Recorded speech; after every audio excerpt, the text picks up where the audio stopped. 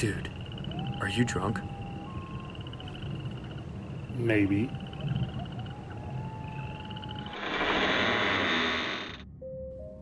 Welcome to the Booz and Broz podcast, where hosts Matt Lytle and Chris Califf discuss everything paranormal, cryptic, horror, true crime, and of course, booze. So grab your favorite beverage and come have a drink with the Booz and Broz. Hey everyone, welcome to episode 6. I almost did 7. 6. Episode 6 of the Booz and Broz podcast. I am one of your hosts, Matthew Lytle, along with my co-host, The one, the only, the bearded tattoo badass known as Califf.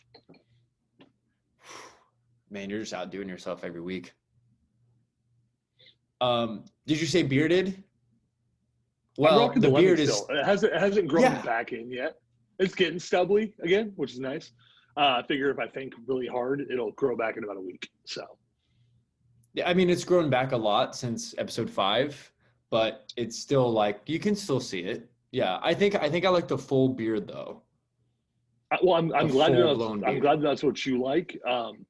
We'll ask the ladies in the audience what they prefer, and we'll go from there. And I guarantee they say a full beard. So I was going to say, you can grow that nice full beard because you're a hairy guy, which Did you just call comes me into my furry? next Is that what point. you just did? You're a furry guy. Yeah, you're a werewolf. Says the Oh my says gosh, the what a metrosexual says the metrosexual looking vampire. Like, really? Thank you. But vampires can't grow a nice luscious beard like this. So How do you know that? Have you met a vampire? I don't know. Let's talk about some vampire and werewolf facts and find out. Because maybe vampires can grow the beard. This like week. The wolf. This week on Booz and Bros. Oh god. Okay, so Can we obviously, just get guys, we drunk are at this talking point? about. Like, Let's I just look get forward to drunk. these Let's every not even week to talk get about drunk. anything. Let's just get drunk. Guys, the whole reason we want to do Booze and Bros is we love talking about this stuff, but it's just to have an excuse to get drunk. Before the podcast, Matt and I are like, we're just gonna get wasted on this one. Like, sorry guys, this is gonna be a shit show. Like, we're just gonna get totally floored. It's good. Yeah, It's good. that's Everything's fine. actually the truth. So having said that, I don't have to tell anybody. You don't have to tell anybody that we drink on this podcast. So yeah, werewolves and vampires. I have one that relates to vampires. Califf, yours relates to a lichen or a werewolf, which we will get into the difference and we will get into the history and all of that between lichens and werewolves. I'll pull Mine's mine out green first. again. Called the bloodsucker. Here's this Mine's green. Don't green again. spoil it for everyone watching. They didn't know that. Mine's red. Again. Called the bloodsucker. All right. So mine has. Listen to this ingredients, everybody. I thought you said And this is from butt sucker memory. for a second there. This is a butt sucker. This is Nice and red. I want to suck your butt. Like, that comes out weird, man. That just comes out super weird. I've never in my whole life of loving vampires, I've never like thought about like blood sucking or any of those phrases, but changing it to butt. But what do you think about that? Like, how weird is it to like walk up to a girl in the night and be like, "Let me nibble on your neck and suck your blood"? Like werewolves, man. You walk up, you Right. beast mode out, you eat somebody's fucking face off. Like, who sucks butts here? And Like, then- let's be real. Who Yeah, sucks butts? Yeah, it's vampires for Yeah, sure. totally. Except for Kate Beckinsale. Wolves just eat butts. Are we really debating butts right now? Is that what's happening? We are. I want to get drinking, man. Stop holding Okay, me go, from that. go, And you're go. holding yourself. We have 2 ounces of gin. Yes, gin is in this, which I actually did like 2.5 because it's a big glass. 2.5 ounces of gin. There's half an ounce of lime juice, half an ounce of grenadine, which obviously makes it red. There's a quarter of an ounce or half an ounce of triple sec, little orange liqueur, delicious. And then there's about 4 ounces of pineapple, and then again another dash of gin. Mix that together, and you have the bloodsucker. What about you, Califf? What do you have? I have another green one. Pale green. It looks like last week's and the week before. Yeah, I know, right? Like, I'm kind of getting tired of green looking drinks. Like, it's annoying the piss out of me. Anyway, it's the werewolf bite. It's the werewolf bite. It's equal parts Midori, equal parts absinthe, equal parts 7-Up. Mine is not equal parts anything. Mine is absinthe, Midori, and a lot of Tito's. Oh my gosh, Tito's. That's right. We forgot to put our bottles in the background. Next week. Brother, you didn't even cheers me and you took a sip. Cheers. That's Cheers, the first brother. time Cheers. here. Cheers, bro.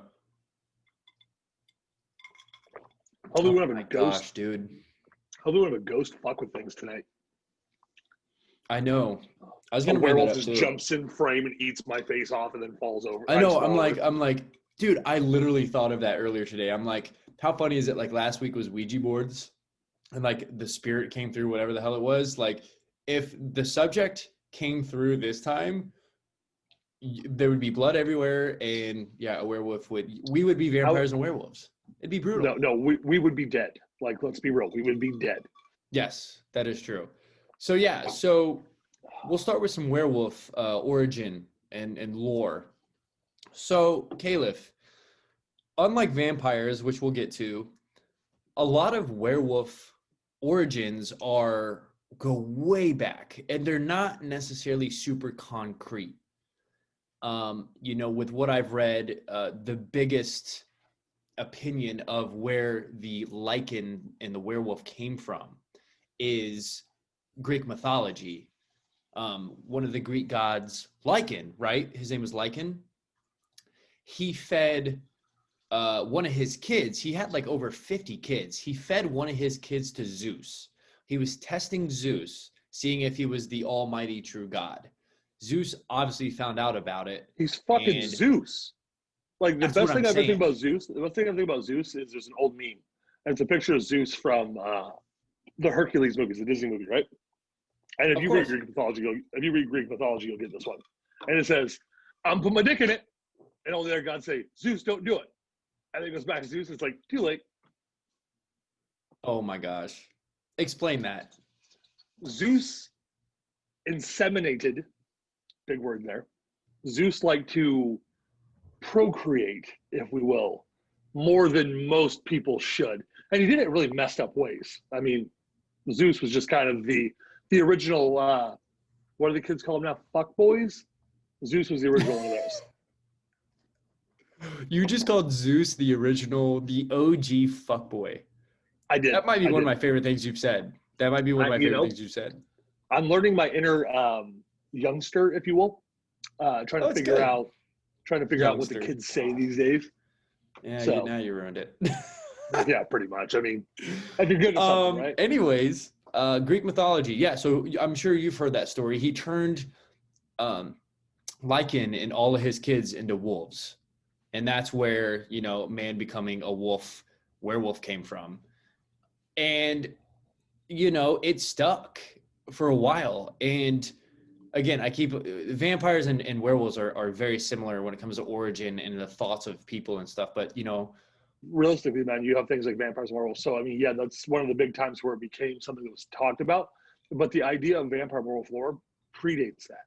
I mean, it goes back to the beginning of recorded history. The idea of vampires in different cultures, these things that would come out at night and would drink the blood of children or of women or, all that type of stuff. And in all different regions and all different areas that had no means of contacting and communicating with each other, which is where the idea of like vampires and werewolves first became really relevant because so many people were talking about these things and talking about them very closely as far as what they did and how they did it, but in areas that couldn't communicate with each other.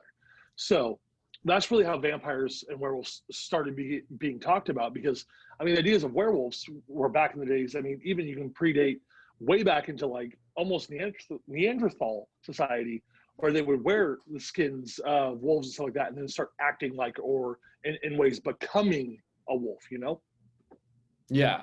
Yeah, and that's such a good point that you bring up. Yeah, they didn't have Twitter or Instagram to be like, hey, this is a video of this guy turning into a werewolf. Check it out. And it blows up into this viral video that goes around the world. Yeah, they didn't have communications. And what are the odds, of them believing and witnessing, quote unquote, the same experiences with, oh my God, a werewolf's real, or oh my God, a vampire is real.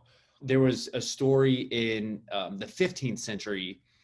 Men started believing that they were actually werewolves and people believed him. It was, again, another quote, documented. So there's a guy named Peter Stubb who claimed he was a werewolf. He killed dozens and dozens of people. And it wasn't just him who was saying this and believing it. There were multiple hunters, like literally guys who would just go out and hunt whatever, that saw this man morph into a freaking werewolf and saw him eat people. And these guys weren't the crazy ones. These guys weren't the ones who, were supposed to be in a psych ward at the time or whatever it is. I mean, these were supposedly very, healthy-minded men who were just out on a hunt and saw this. So again, that was in the 15th century. So who knows really how people thought back then. But let's keep in mind. I mean, let's jump into government conspiracy real quick, if you will, right?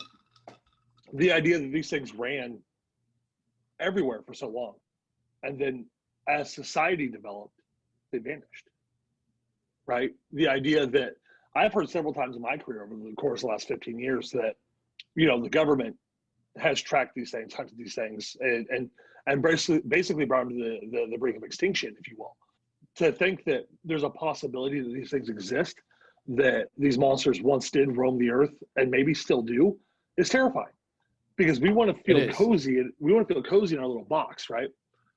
And it's funny because that's what brings me to so you have lycanthropy, which is the whole werewolf thing, but vampirism, right? It's so elegant now. You can thank Bram Stoker for that. It's so beautiful, so elegant. It's so like we said earlier, I want to suck your butt. It's very much so that elegance. But when you look at it, it's not that. Vampirism. No, not at all. The way it began and what it wasn't a nice, lovely nibble on the neck. It was a bite your fucking face off and drink your blood. And it became romanticized when Bram Stoker brought things into the fold. Yeah. And then, and of course, I want to get into more of how they're viewed these days in the past century, but going back to the old times, like you said, it was very, very brutal. I mean, vampires, people believed in the 17th century. I mean, they were looking at people's graves and these dead bodies, and the gases in your stomach, they make your stomach bloat up because you're dead. Which eventually makes your eyes bleed and makes your mouth bleed. And people were like, holy crap, these things have been going out at night and killing people and sucking their blood to live. They're vampires. So people were being buried with garlic. People were literally just dead and getting stakes in their hearts just to make sure. And this was real life, man. This was the 17th century. People like you and me would be like, oh my gosh, we have to go out and do this. This is 400 to 500 years ago. You forgot vampires were such a real thing. What? I want to bring this up because this is a traditional vampire lore mistake. So how do you get rid of a vampire? Well, you stake him in the heart. That's where a lot of people are wrong, because the idea of being staked in the heart stemmed from back then, like you were talking about. When you thought someone was a vampire, you'd stake them through the heart to keep their body in their coffin. It wouldn't kill them. Interesting. It's what kept their body in the coffin. They would decapitate them to kill them. So the true way of killing a vampire wasn't to stake them in the heart. That was just to keep them from moving. It was to cut the fucking head off. Bram Stoker's the one who made it that's how you kill him. You also have to remember that on Dracula, so who Dracula was, I mean, Vlad Tepes, Vlad the Impaler, the dude that was Dracula that was based off of, was a savage fucking human. I mean, he would shove a spike up your ass for anything. And then the rumor started that he would dip his bread in the blood of his enemies. But the bloodlust, the best line I ever heard from him, I can't remember what book I read it in, but he says that when he was being talked to by the Orthodox Church, I've heard these rumors so many times, I can't begin to tell you if they're true. Basically, he had heard it and used it a part of his repertoire for so long that he didn't know if he had actually done it or it was just a story. You've got Bathory, right? You've got the idea that Bloody Mary, her bloodlust. We talked about her 2 weeks ago. Talked about her. Then you've got one of my favorite stories from American tradition, So George Washington, before he died, was sick. So to try to purify him, to get the sickness out of him, they put leeches on him, drained him of his blood.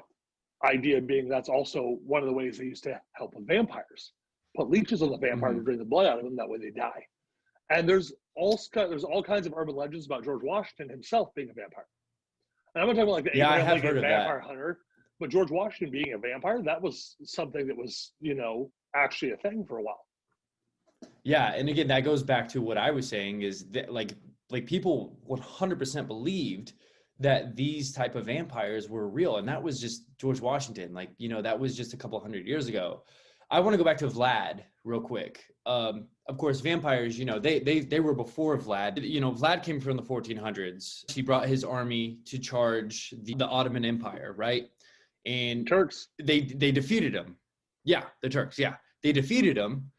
Didn't completely dismantle him, but they beat him pretty bad because Vlad was such an animal in his decision making, and of course physically. That yes, he is Vlad Tepes. Tepes means the Impaler. Vlad Dracula, all of it. And technically, and correct me if I'm wrong, Vlad Dracul means dragon. Is that correct? House of the Dragon. And that is actually his father. Yeah, exactly. That's his family. That was actually his father. So, son of the dragon. The cool thing about Vlad was that he was able, in the middle of Romania and where he was and where the castle was, they had a golden goblet by a well in the center of town. And people were so afraid of being put to the stake that the townspeople would share that golden goblet to drink water, and nobody would dare steal it. That's the kind of ruling by fear. And to this day in Romania, he is what King Arthur is to England. 100%. He is known as the Romanian god. Yeah. So you talked about Vlad beating the Turks via his battle strategy, right? This is the most beautiful thing about Vlad and the idea of ruling by fear and being fear. So again, Vlad quoted, fear is a force greater than any army.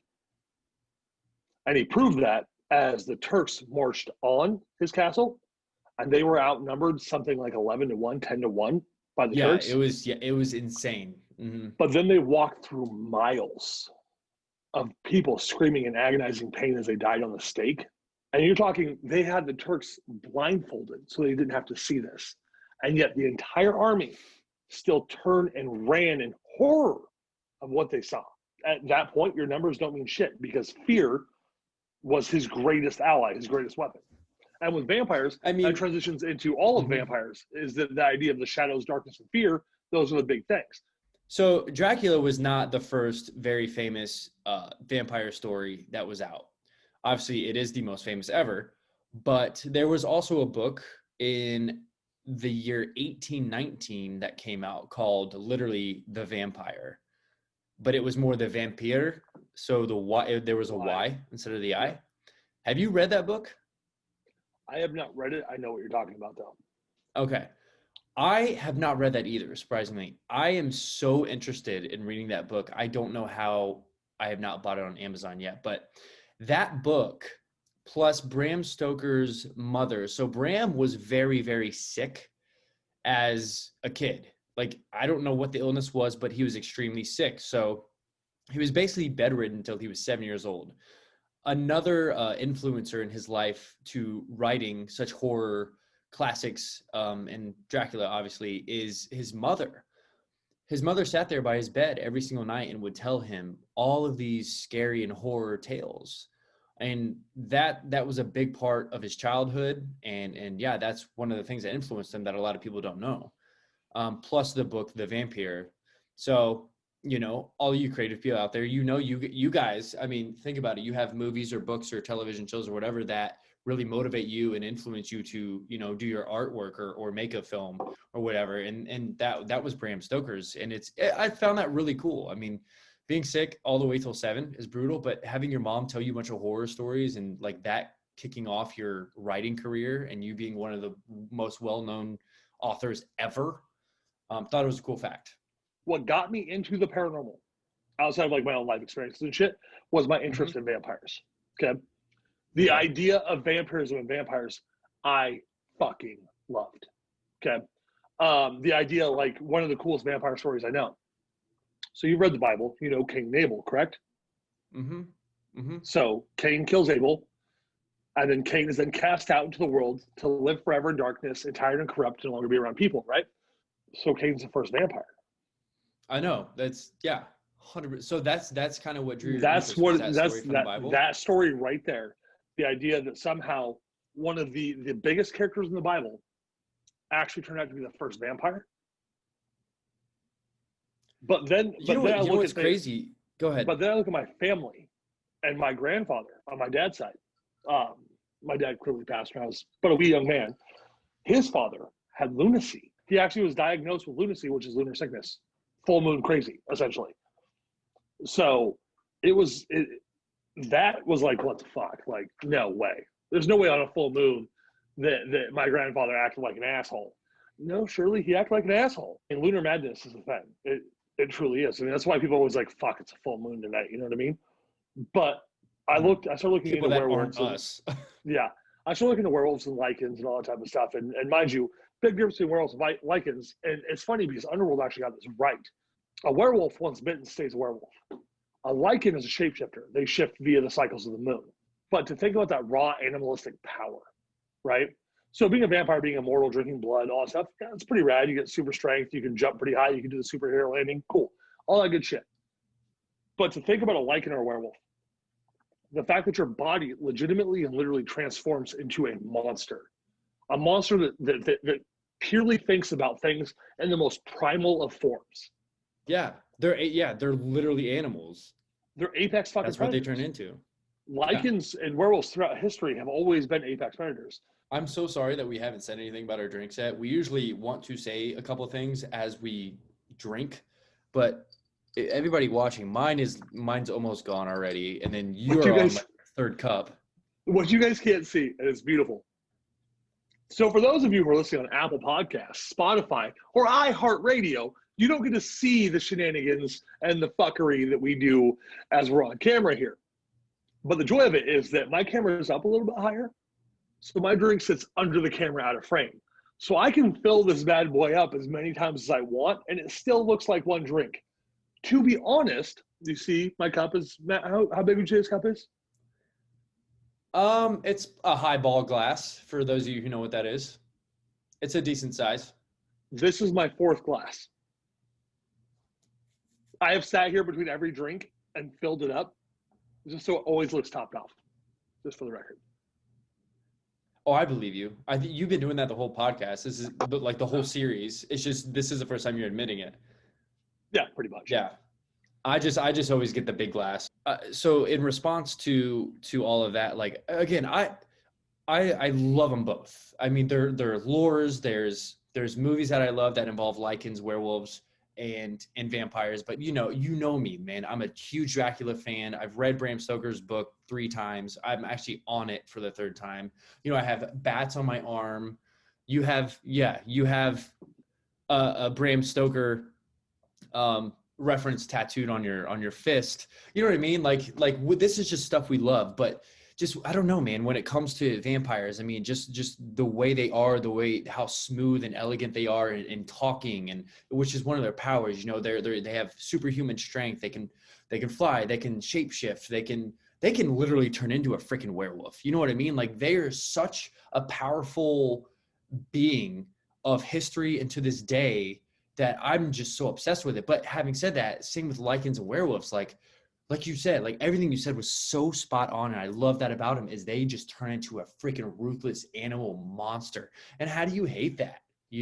But they're so different that the argument of which one do you like better it's a great argument.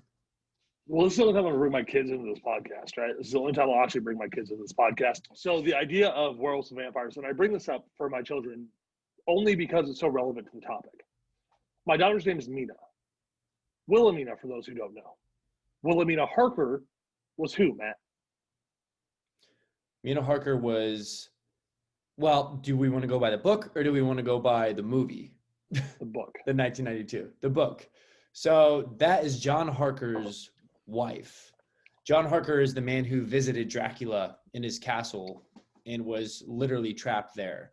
And yeah, so that's who Mina is. And she has this weird special connection with Dracula and whatnot. Because she's the reincarnated version of Dracula's wife. Exactly. And then my other daughter, my youngest, her name is Luna.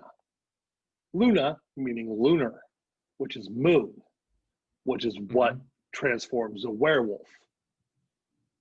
So my kids, werewolf, vampire, like this topic is personal to me. My kids are named after this topic, essentially. I think it's awesome. I mean, they're two really, really beautiful names. It's not like they're names that are like, oh, why'd you name them that? Like, both of them are such beautiful names, and they fit both of your daughters very well. This is so true. Mina is very smart and elegant and very like kind of calm and like, you know, and then Luna, it literally will tear your face off. It's so crazy how much, it's so crazy how much their names, I never even thought of this, dude. It's so crazy how much their names fit their personalities too. Mina is so much more of that vampire, that elegance, that sophistication, that all of that, where Luna is so primal, you know, for a 4-year-old little girl. I mean, she walks around, she can carry a gallon of milk at 4 with one hand. Like, she's a beast. I've seen it. Yeah, and then you have Mina, who's so dainty and sophisticated and is so much more about, like I said, the elegance and communication.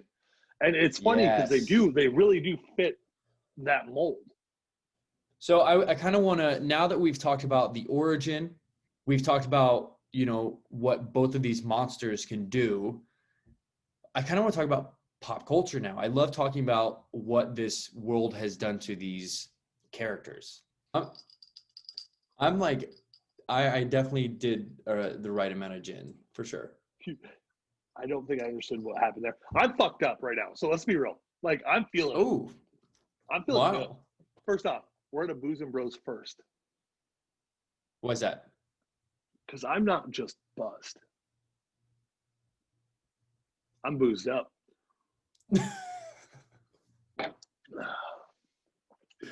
He said boozed up. Dude, that was so good. You're getting really good at this podcasting. It was so cheesy, but like it works, you know what I mean?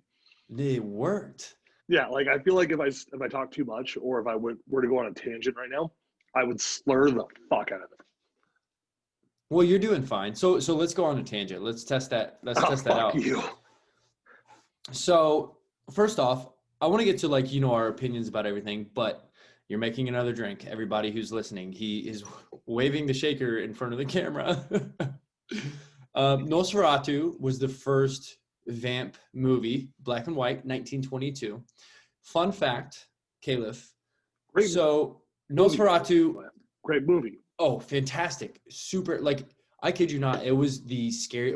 I remember when I was younger, I was so terrified of that movie. Of course, it's still scary to this day. But they made that movie basically saying, hey, this has nothing to do with Dracula or vampires, blah, blah, blah, blah, blah. This is our own thing. Well, it clearly, they lied. So the film studios, I think it was Universal, who had the rights to Dracula, sued the film company who made Nosferatu, got all their money. And then 1931 was the first colored version of actual Dracula. And it was Bela Lugosi, right? Is that how you say his name? I should know that. Bela Again, Lugosi. Clearly, this drink has gotten to me. Yeah, which by the way, this is Booz and Broz now. You watch episode 1, and we were like, this is a ghost. A ghost is this. Now we're like, suck my balls. We're drunk. Like, yeah. In 6 episodes, the progression of what we've become is both awesome and terrifying. Because in 6 more, we're going to be full-blown alcoholics. Oh, yeah. Oh, for sure. We're going to be doing this on Monday, Tuesday, Wednesday, Thursday nights. And we have work the next morning. Or that night. Dude, we're going to film every night. Just so we can film. Yeah, just so we can. Yeah, exactly. We have an excuse. So, anyways, Lugosi was on Broadway as Dracula before the film, the 1931 film, which is great. And it's still, besides Gary Oldman's Dracula, Francis Ford Coppola, it's my favorite Dracula film, along with Christopher Lee. His was good too. But I like the newest one. Came out a couple of years back, Dracula Untold. Yeah, Untold with not Luke Wilson. Luke Evans. I thought that was a good The, twist on it. I really did. well, the I'm idea kind that you of took the Vlad lore and then the Dracula lore and just meshed them together, I think that was yeah. beautiful. The best line from the movie I ever heard was in that fucking movie. And it's a scene where everything's burning down. Like they try to burn him down because they didn't figure out what he is. And he simply looks at them and says, "Do you think you're alive because you can fight? No, you're alive because of what I did to save you." I was like, Yeah, that was in the trailer. Uh-huh. oh, Low key, that movie was it. I'll never forget in that IMAX theater watching him turn into all those bats and just yeah. wiping out everybody. I was like, oh my God. Well, the line that defines me, who I am, like in my ghost character and all that stuff, that defines it came from that movie.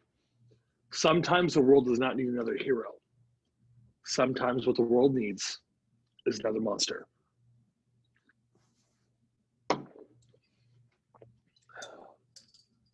I don't know what to say to that. I mean, it's That's a great my quote. quote. That's my quote. Okay, that can be your quote. That's fine. Some people, like me, had to be a monster, right? I went from being what? We discussed this with the show. I was the most hated guy in the paranormal before I became the most vindicated guy in the paranormal because of my experiences and what I went through. Sometimes, and Dracula's the prime example of this. Sometimes being a hero isn't what you need. Sometimes being a monster is. And that was the classic thing, the beautiful thing about Vlad before he became the vampire or before he made his deal with the devil was the internal conflict of the character, the struggle of the character. You know, the one thing he was good at was killing everything. But the one thing that gave him the most remorse was what? Killing everything. Everything, right. And that's the difference. That's the big difference between a werewolf and a vampire. And this falls into the main theme of every episode thus far, whether it be the perception of good and evil, whether it's this or Mikey or whatever have you. The difference between a werewolf and a vampire is simple. As a vampire, you can still have remorse for your actions.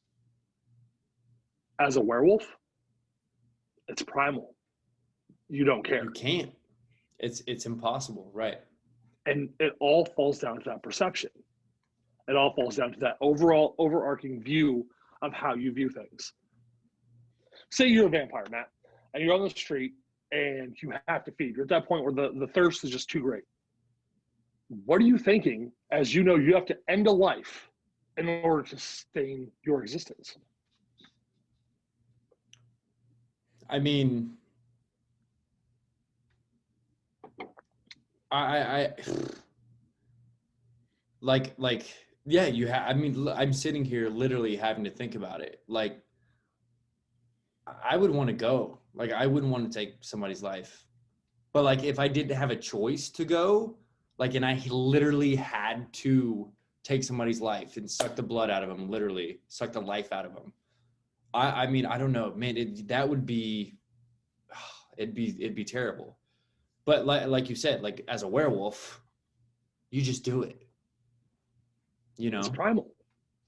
It's primal, and that's why, again, what I said earlier. That is why these characters are so cool to talk about the differences and then verse each other. It's because they are so damn different, but they're both such like equally badass. Right. You know what I mean? But what I want to end on, because I know people like hearing like our opinions and our love and hate towards things. What are some of your favorite? What are some of your favorite vampire and werewolf movies? And then I want to end it on the discussion of the underworld movies. But what are some of your favorite vampire movie? Mm-hmm. Mine is 1992. Francis Ford Coppola is Dracula. My favorite werewolf movie would either be An American Werewolf in London or Silver Bullet. Probably Silver Bullet. Are you serious? Yeah. Those are literally my two favorite werewolf movies. Probably Silver Bullet. I love those movies. Silver Bullet's so good. Vampire-wise, I mean, Bela Lugosi is always just like... So when we talk about Halloween, like the 78 being like the pinnacle of like the Halloween franchise, It's Bela fucking Lugosi. Like, no, I you agree. can't. I agree. You can't get. I mean, but then you have Christopher Lee. You've got so many great portrayals of the character. Gary Oldman, Jesus, he killed It's it. funny. Nobody knows that was Gary Oldman. I Like, know. he did such a No great one. job. That's how good he did. Yeah. Yeah. Um, And then, yeah, what's your favorite vamp? We can't leave without knowing. I'd say Bela Lugosi, hands down. 31? Old school Yeah, Universal okay. horror. Yeah, Bela Lugosi, Yeah. hands down. Oh, it's But fantastic. then again, fuck, because Nosferatu was fucking awesome as well. I know, dude. They've made some great vampire movies, but They all have. the werewolf Also, movies Bachelor too. Party. We just named a The couple. Bungalow of the Damned. Bachelor Party, The Bungalow of the Damned is a great vampire movie. Oh, I haven't seen that one. It's a What's that, B-rated horror 80s? movie. B-rated. Oh, I love B-rated horror movies. Let's do it. Chicks' boobs open up as vampire mouths. Oh, Jesus, I'd watch it. Yeah, it was great. It was great. Before we get to the underworld, I don't even want to bring it up, man, but we got to Do it. discuss. There's one extremely bad, terrifying thing that pop culture has done to our beloved werewolves and vampires. Almost every movie. You already knew what I was talking about. Twilight. Yep. I don't want to discuss So, too much of it, I want to what say in this. the hell? So I'm clearly buzzed because I'm going to give a compliment. I'm going to give a shout out. Shout it out. Thank you for bringing attention to lycans and to vampires. Thank you All for agree. bringing more people into the lore and to what those things were. God I'll damn agree. you for making them sparkly. God damn you for making them in love. And God damn you for making them not violent fucking mass murderers. So fuck you, but thank you. I have the same thoughts, and sober thoughts as Are you well, Team but Edward or definitely Team tipsy Jacob? thoughts.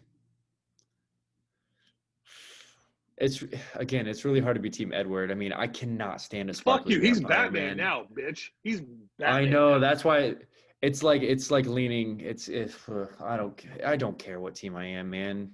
I'm a I'll Batman. be Edward. I stay with Batman. Okay, I will too. Because he's Batman, I'll stick with him. If Taylor, whatever his face is, becomes some sort of badass superhero, then I still won't change my mind. It'll be Team Edward. Last call. Do you want to do the last call, my brother? Last call on Booze and Bros, which is probably needed because Last I'm drinking call. way too much. Yes. Yeah. And mine's empty, so great. Last So- call here on Booze and Bros. Last call. Last So call. Matt, as there's last call, what is our final topic going to be?